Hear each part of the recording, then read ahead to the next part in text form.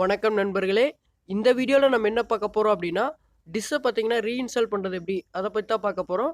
Just ஒண்ணுமில்ல, நீங்க ஒரு வீடு மாறி இருக்கிறீங்கன்னா, ஒரு இடத்துலருந்து இன்னொரு இடத்துக்கு நம்மளே எப்டி ஃபிட் பண்ணிக்கலாம்? அத பத்தி தான் பார்க்க போறோம். ஸோ நீங்க ஒரு வயசானவங்களா இருந்தீங்கன்னா, டெக்னீஷியன கூப்பிட்டே மாட்டிக்கங்க. நீங்க ஒரு காலேஜ் ஸ்டூடண்ட், யங் ஸ்டூடண்ட்டா இருந்தீங்கன்னா, இதுல கொஞ்சம் ஆர்வமா இருந்தீங்கன்னா, நான் சொல்ற மெத்தட ஃபாலோ பண்ணிக்கங்க. நீங்களே மாட்டிக்கலாம். ஓகேங்களா? வேற யாரையும் கூப்பிட தேவையில்ல. வீடியோ தயவுசெய்து ஸ்கிப் பண்ணாம கடைசி வரைக்கும் பாருங்க. வாங்க வீடியோக்குள்ள போலாம். ஸோ இப்போ பார்த்தீங்கன்னா, நான் ஒரு இடத்துலருந்து இன்னொரு இடத்துக்கு ஃபிட் பண்ண போனேன். ஸோ அந்த இடத்துல பார்த்தீங்கன்னா, அந்த டபுள் ஆங்கிள் பெட் எதுவுமே இல்ல. ஜஸ்ட் டிஷ்ஷும் ஒரு இந்த பைப்பு மட்டும் தான் இருந்துச்சு. ஸோ அதனால நான் டிஷ்ஷ தனியா கழட்டிக்கிட்டேன். ஸோ இப்போ பைப்ப மட்டும் நீங்க கையில எடுத்துக்கங்க. எடுத்துட்டு என்ன பண்றீங்கன்னா, அந்த பைப்பு இப்போ வீடியோல காமிக்கிற மாரி நேரா செங்குத்து இருக்கிற மாரி இது பண்ணிக்கங்க, ஃபிட் பண்ணிக்கங்க. 90 டிகிரிம்பாங்க. வானத்த பார்த்து பைப் இருக்கிற மாரி. ஒரு சில பேர் இந்த கீழ இருக்கு பார்த்தீங்களா, வளைவு பெண்டு. ஸோ அத மேல மாட்டிருவாங்க. ஸோ அதுபோல மாட்ட வேணாம். ஏன்னா வேற டிஷ் அட்ஜஸ்ட் பண்ணும்போது சிக்னல் கிடைக்காது. ஜஸ்ட் பைப்பு மட்டும் நேரா செங்குத்தா 90 டிகிரிக்கு இருக்கிற மாரி மாட்டிக்கங்க.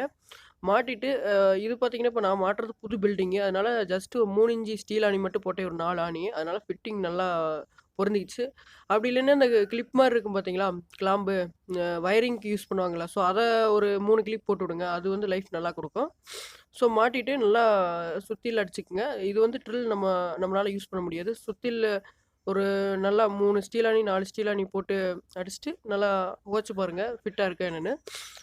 இருந்ததுக்கப்புறம் மாட்டுனதுக்கப்புறம் ஜஸ்ட் அந்த கொடைய டிஷ்ஷ தூக்கி அப்படியே உட்கார வைங்க பைப்ல. உட்கார வச்சுட்டு, அந்த 3 அட்ஜஸ்ட் பண்ணது ரைட் டூ லெஃப்ட் அட்ஜஸ்ட் பண்றத நல்லா டைட் வச்சுக்கங்க.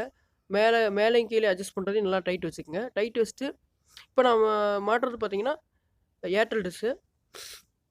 ஸோ நான் பார்த்தீங்கன்னா மீட்டரோட இருக்கிறேன்.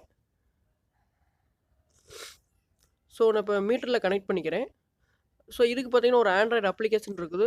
வரக்கூடிய வீடியோக்கள் அத நான் உங்களுக்கு எக்ஸ்பிளைன் பண்றேன். ஸோ அத யூஸ் பண்ணி நம்ம சிக்னல் ஃபைண்ட் பண்ணலாம். ஸோ இது பார்த்தீங்கன்னா, டிபிசி மீட்டரு. நான் மீட்டரோட கனெக்ட் பண்ணிட்டேன். இப்ப ஏர்டெல் சிக்னல் எப்படி எடுக்கிறேன்னு பாருங்க. ஸோ ஜஸ்ட் ஏர்டெல் எப்படி இருக்கும்னா, நம்ம தலைய கீழ போட்ட மாரி ரொம்ப டவுனா இருக்கும். 108 டிகிரின்னு சொல்லுவாங்க. 108 டிகிரி கோணத்தில பார்த்தீங்கன்னா, வானத்த பார்த்து இருக்காது. கொஞ்சம் கீழ அப் பண்ணியிருக்கும். டவுன் பண்ணியிருக்கும். கொஞ்சம் கீழ பார்த்து ரைட் டூ லெஃப்ட் அட்ஜஸ்ட் பண்ணீங்கன்னா, ஈஸியா உங்களுக்கு சிக்னல் வந்துரும்.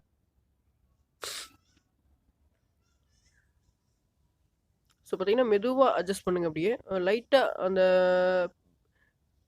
பாப்பப் சவுண்ட் வரும். வந்ததுக்கப்புறம் அப்படியே டைட் வச்சுக்கங்க.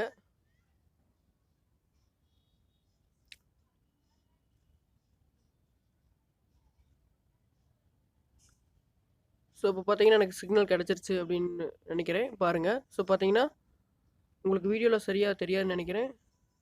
கொஞ்சம் இது அடிக்குது. வெயிட் பண்ணுங்க. உங்களுக்கு கொஞ்சம் தெளிவா காமிக்கிறேன் மீட்டர்ல எவ்வளோ சிக்னல் ஃபைண்ட் பண்ணியிருக்கிறேன்னு. கொஞ்சம் சிக்னல் கிடைக்கிறப்பயே நீங்க டைட் பண்ணிக்கங்க. இந்த ரைட் டூ லெஃப்ட் அட்ஜஸ்ட் பண்றதையும், மேலேயும் கீழயும் அட்ஜஸ்ட் பண்றதையும் கொஞ்சம் டைட் வச்சுக்கங்க. அப்பதான் நம்மளால கொஞ்சம் கெயின் பண்ண முடியும் சிக்னல். ஸோ இப்போ பார்த்தீங்கன்னா, சிக்னல் எவ்வளோ இருக்குன்னா, ஸோ 67 இருக்குது. இதுவே போதுமானது. ஏன்னா அதிகபட்சம் 72 தான் கிடைக்கும். ஸோ 67 இருக்கு. நான் இதோடயே டைட் வச்சுக்கிறேன். அவ்வளோதான் ஃப்ரெண்ட்ஸ். ஸோ இது போல நீங்களும் ஃபிட்டிங் பண்ணிக்கங்க. வேற எதுவும் டவுட்னா கீழ கமெண்ட் பாக்ஸ்ல கமெண்ட் பண்ணுங்க. நன்றி நண்பர்களே.